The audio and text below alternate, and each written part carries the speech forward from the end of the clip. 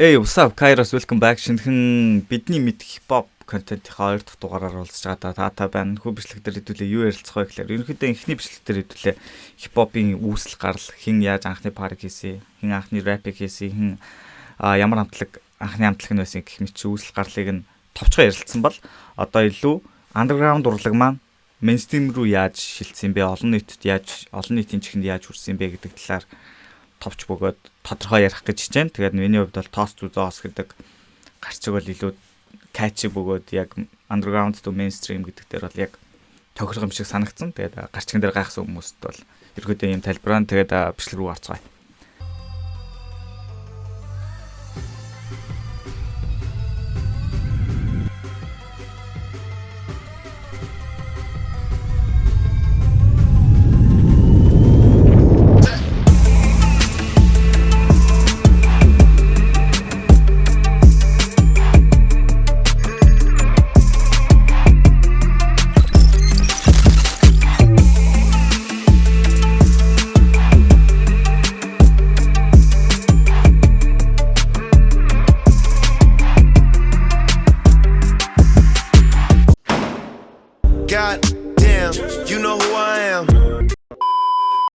За тэгээд ерөнхийдөө Kool Herc, DJ Hollywood, DJ Africa Bambaataa, Furious 5, Grandmaster Flash гэсэн хүмүүс ерөнхийдөө голчлох үүргийг гүйцэтгэж хипхопыг анх үүсгэсэн бол үүнээс хойш бол Bronx дүүрэг, Brooklyn, New York гэд бусад дүүрэг хотуудад бол борооны дараах мөөх шиг маш олон MC-нүүд, маш олон бүжгийн хамтлаг, маш олон rapping хамтлаг DJ-нэр үүсэж эхэлсэн байгаа. Тэгээд эндээс бол хамгийн нэр дуртахуйц бол том хамтлагууд гэх юм бол Busy B, DXT, Spoonie G, Treacherous, Fearless 4 гэд Cold Crush, Fantastic 5 гэсэн хамтлагууд бол ерөнхийдөө гол үүргийг гүйцэтгэжсэн том хамтлагуудаа орж исэн.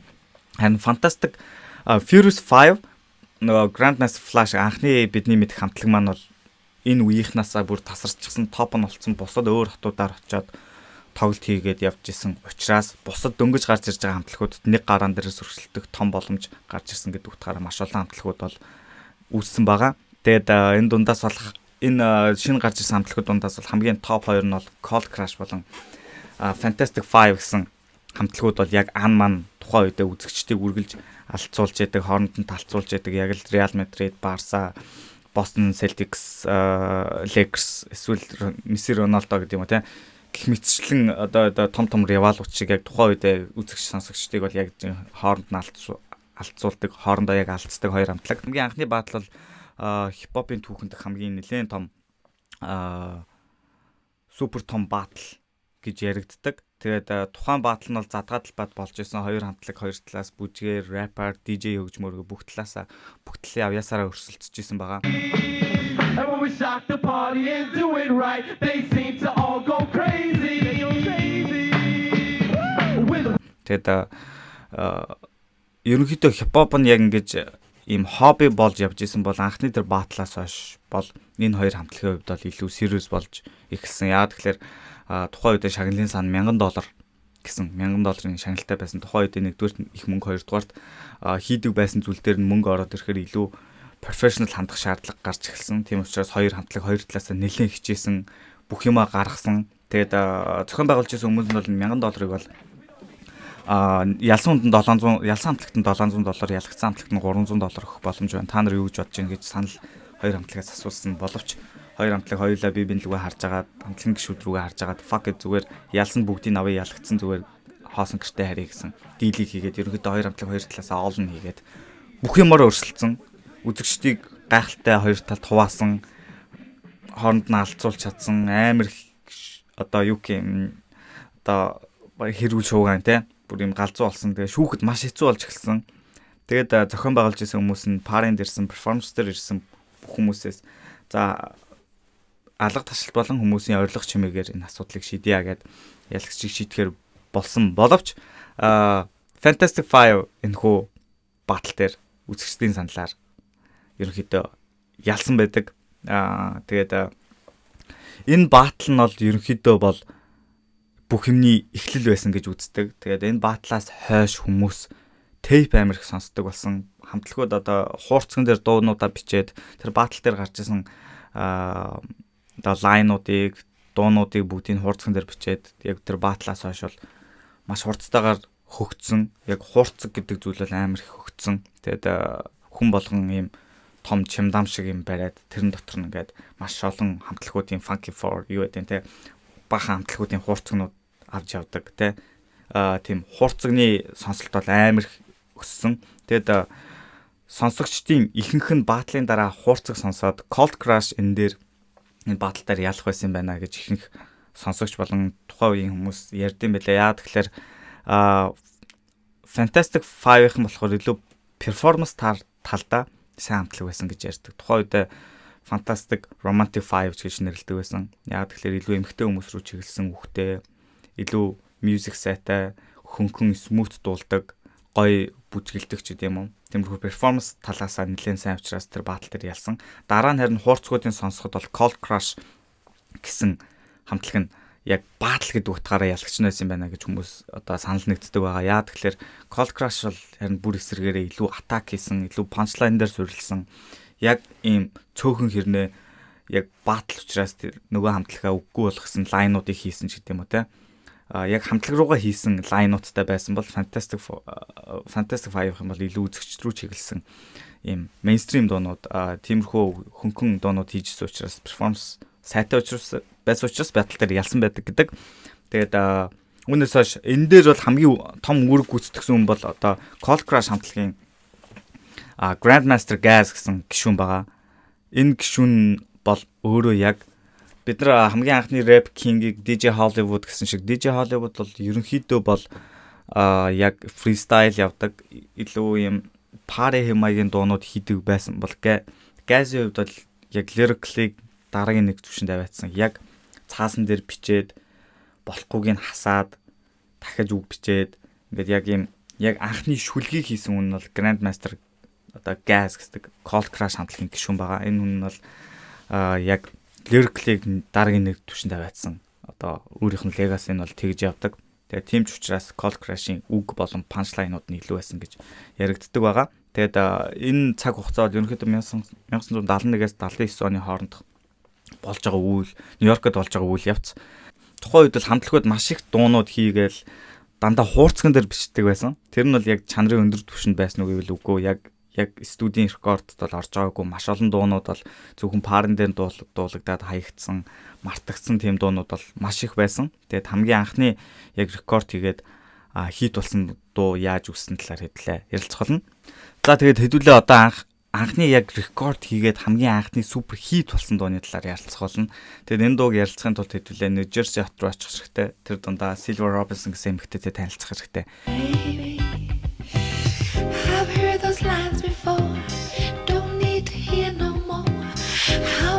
Энэхүү эмэгтэй нь бол нэлээд багасаа од болсон blues, jazzy, R&B хэмээгээр дуулдаг. Ерөнхийдөө өөрийн гэсэн студитэй, хөлөө олчихсан бизнестэй ийм урлагийн хүн байсан. Тэгээд ерөнхийдөө 1975 оны үед энэ эмэгтэйг маань яг санхүүгийн асуудалд орж эхэлсэн, бизнесэнд доош уруудаж эхэлсэн, карьер нь унж эхэлсэн, цаашлаад гэр бүлийн алдах хэмжээний яг санхүүгийн талаасаа ингээд маш олон асуудлууд 75 онд түнд гарч ирсэн л дээ. Тэгээд тэрээр ерөнхийдөө бол ингээд ямар нэгэн гайхалтай цөм хийхгүй л бол бизнес бөгөөд юунууд нь карьер нь бүр навс унахад бэлэн болсон. Ерөнхийдөө яг дэнжигэнцэн явж байсан.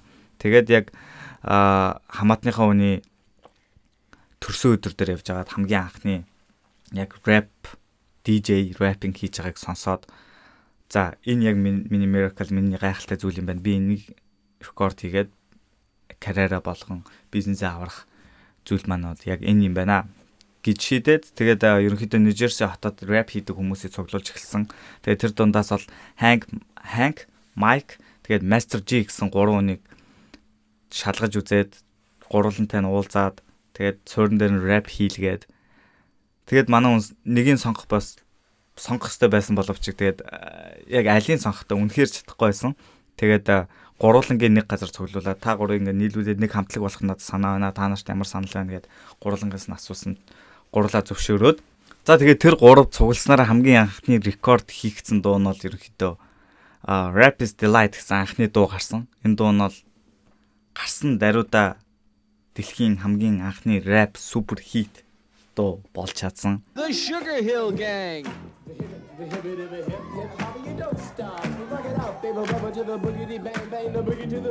Тэр нь яг яаж илэрдэг вэ гэхээр Bronx болон Bronx, New Jersey гэлтгүй Америкийн босод хотуудаар бүр өдөр шөнөгүй явж байсан, зурагтаар битүү явж байсан, радиогоор тухайн үед нэг 3 радио стейшн л байдаг байсан гэж байгаа. Тэгээд 3 радио гуруулангаар нь битүү өдөржингөө явдаг.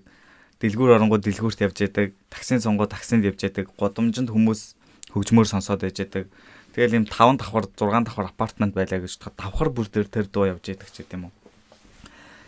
Өдөр болгон хаа сайгүй бүр энэ дуу явж исэн.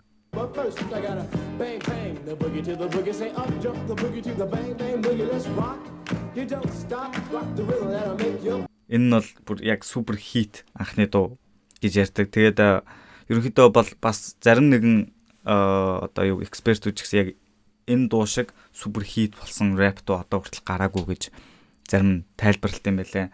Энэ нь бол яг дан ганц тухайн үед ч одоо яг сошиал медиа болон гаргасан дуунуудаа ингээд тарахад маш хэцүү.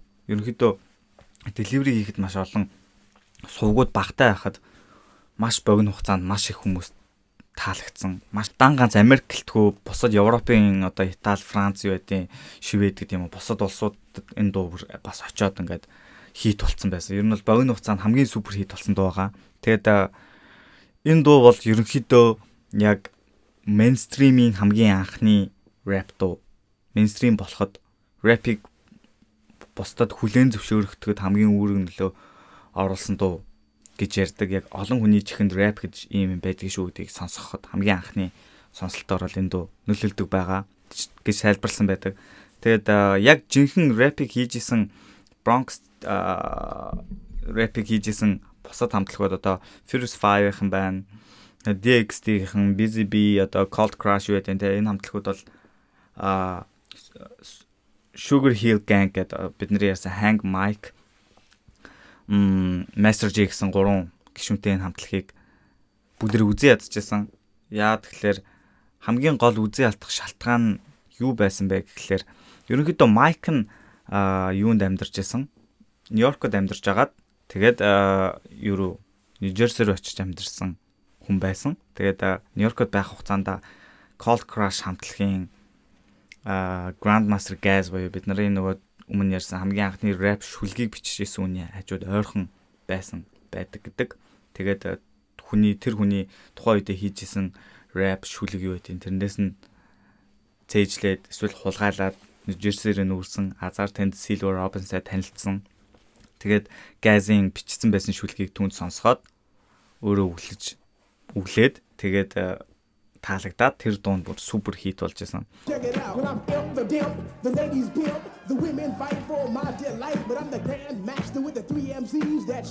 Ерөнхийдөө Cold Crush болон бусад хамтлагууд бол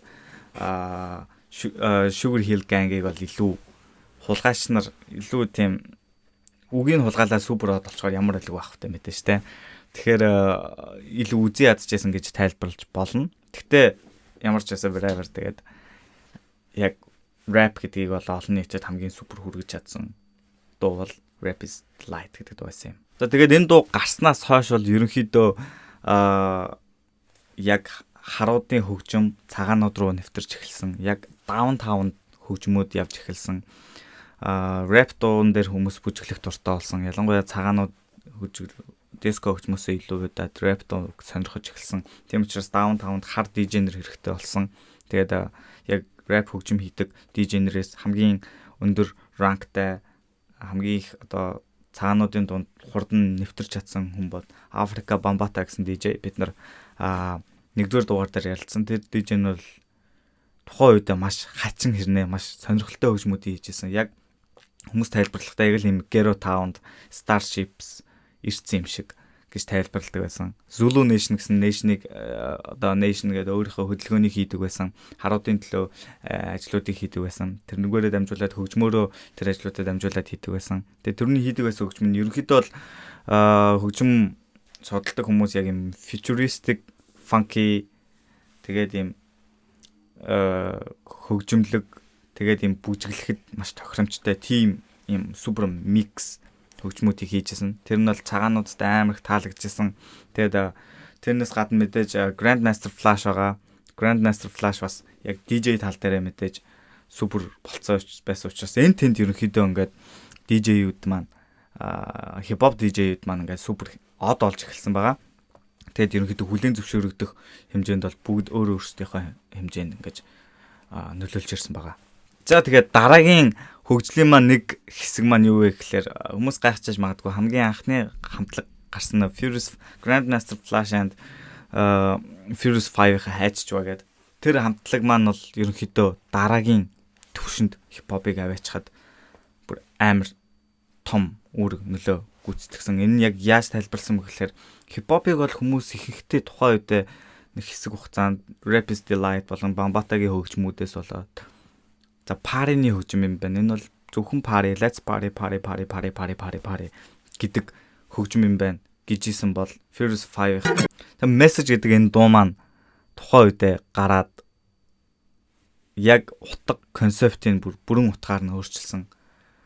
Өдөр болгон паритэй гэдэг дуулдаг байсан бол message гэдэг дуун дээр бол яг Gero Town яг энэ сүнцэн байгаа харуудын хорооллыг үнэн бодтойгоор нь тайлбарлсан storytelling-тэй, message-тэй, punchline-тэй, маш их line-тэй, мөр бүрэн line-тэй. Хамгийн гол нь энд ийм хүмүүс ийм байдлаар амьдраад байна. Нийгэм ийм болохгүй байна. Энд ийм гэмт хэрэг гардаг, энд ийм болдог, энд ийм болдог гэдгийг бүр зүгээр л storytelling-тэй бүх юмтай тайлбарлаад бүр хамгийн анхны тийм яг бодит байдлыг хийсэн, яг нийгэмд шүүлүүлнэ гэж ярьдэн шүү дээ. Одоо бидний мэдхээр Gimme Justice гэдэг дуу яаж биднэрт бүүм хийлээд яг тэрэн шиг message гэдэг дуу яг хамгийн анхны сонголтоор нөгөө өдөр болгон party гэдэг байсан хөгжим чинь гинт ийм мессежтэй орж ирэнгүүт хүмүүс бүгд шоконд орж эхэлсэн. Тэгээд тэр дуун дээр бол ерөнхийдөө мэдлэг байдаг, информашн байдаг. Тэгээд одоо мессеж байдаг, storytelling байдаг, тэгээд хөгжим байдаг. Тим амар хард зүйлийг дуулж байгаа хэрнээ дээр нь бүжиглэхэд тохиромжтой байдаг тийм үү. Бүх талаасаа perfect юм уран бүтээл болсон. Яаж underground-аас mainstream руу хипхоп маань нөлөөлсөн бэ гэдгээр ярилцлаа. Маш товчхон бөгөөд маш олон зүйлүүдийг бас ингээд орхитуулсан байж магадгүй. Та нар өөрсдөө бас мэдээлэлтэй бол комент хэсгээр өөрсдийнхөө мэдээллүүдийг надтай болон бусдаагаа хуваалцаарай гэж хэлмээр байна. Тэгээд бишгтэй хамтаас нь бүгдэнд баярлалаа. Тэгээд эцэст нь дүнэлт хийгээд хэдүүлэнд нь тэгээд яг мейнстрим дээр анхны яг юм мейнстрим супер хит хөгжимлэг дуун бид нарт Rap is Delight байсан юм байна. Яг хамгийн анхны супер одоо рэпийн үндсэн утга болох мессежтэй бодит байдлыг үнээр нь хэлэх гэдэг ойлголтыг бол Furious 5-ийн мессеж гэдэг дугаараар хэлсэн байна. Нөгөө тал Rap is Delight-ийг болохоор Sugar Hill Gang-ийн Jesse-гээс хийсэн байна. Тэгээд DJ тал дээр нь Africa Bambaataa яг party тал дээр нь яг mainstream-ийг хийсэн байна гэх мэтчлэн зүйлүүдийг баг зэрэг ойлгосон байх гэж найдаж байна. Тэгээд бишгтэй хамтаас нь бүгдэнд баярлалаа. Тэгээд дараагийн Rap-is солирч. За тэгээд дараагийн дугаараар уулзтлаа. Түр баяртай. Энэ түргээ дуусгая. Peace.